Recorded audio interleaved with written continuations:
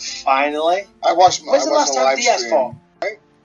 Last Diaz Silva, yeah. Jesus Christ, dude. Years ago. The sport's changed. I don't think it's a shame because I'm a huge Nick Diaz fan. He's like, I'm such an old school Nick and Nate fan. I don't see how Nick can compete today. It would be a miracle if Nick Diaz could come in at 170 pounds and compete with these guys with this much time off. He seems weirdly stubborn, and it doesn't seem like he's ever wanted to truly evolve and commit himself to becoming the absolute best fighter. When he loses fights to guys like GSP, he's like, nah, I won that fight. That's his attitude. He'll just convince himself that he won the fight. So it's kind of weird. Yeah, and that attitude isn't healthy, and sometimes you're just going to be honest with yourself and the world and be like, okay, fair enough. It sucks, but the better man beat me on the night. That's just the way it goes. I disagree with you, though, when you say you don't think he could come back. Nick Diaz and Nate Diaz, the one thing that they definitely are is born fighters. You know what I mean? They have that fighter attitude, they have the work ethic, and they have the skills. Like I just said, I haven't done jiu-jitsu since the GSP fight, which is almost a year ago now, which is crazy. But I'll tap you out 3 times in 5 minutes because it's like riding a bike, right? Maybe I won't, but we'll see. It's like riding a bike, you know what I mean? It's there. It's always there, and you just got to fine-tune it a little bit. So if he just did some training, I'm sure he could get his skills back up to speed very quickly.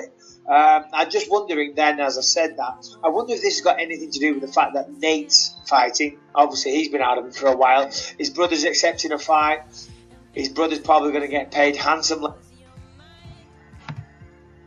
He's probably like, you know what? $1 million, $2 million, whatever it is, that sounds nice, actually. That'd really help out my situation right now. Yeah. So he's calling people out. I'm just wondering, or maybe he can do the training camp with his brother, which is one of the most beneficial things to have, a friend or a brother or a teammate on the same card.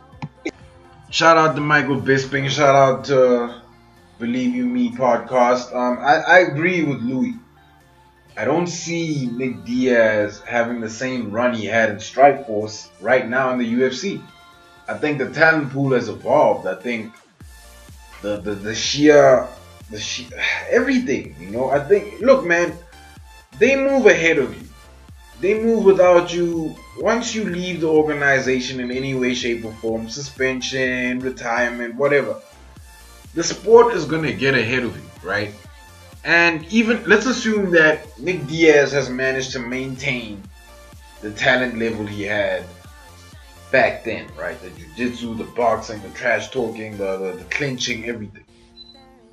Now what about straight up Muay Thai? What about Shah Rukh Khan? What about every other single form of martial arts that's now thrown into the 170 division? Don't forget, my guy, there's guys like Wonder Boy, there's Darren Till, there's Kamaru Usman, there's Kobe Covington, there's Tyrone Woodley. I don't think Nate Diaz can beat any one of those guys. I really don't. And I'm a Nate Diaz fan. Remember, Nate Diaz never lost his Strikeforce title. It got absorbed with the UFC. So, technically, he's still Strikeforce champion, right? And, something should be said about his attitude, man. Listen, if you lose a fight and it's pretty obvious that you lost the fight, just accept the loss and come back better to beat the other guy. That's what DC did. That's what Kane did. That's what Kane did against JDS. All the greats have done that. So I don't see why he does that.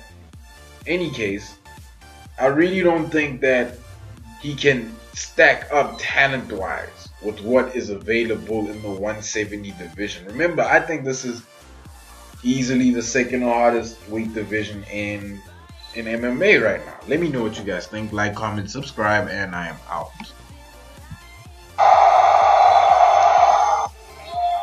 We couldn't find Aldo, so I started calling Waldo. Jose Waldo. Hashtag Jose Waldo. And tell him, meet me in Brooklyn in February. Let's get the real one. Let's go, Canada. I love you, Hawaii. Let's do the damn thing. Thank you very much for this, for giving me this. And I appreciate my fans also. My wife and my girlfriend. My wife. Yeah, sorry to say. I'm so sorry, my wife. Listen, I love you so much. Aya, I love you so much from my heart.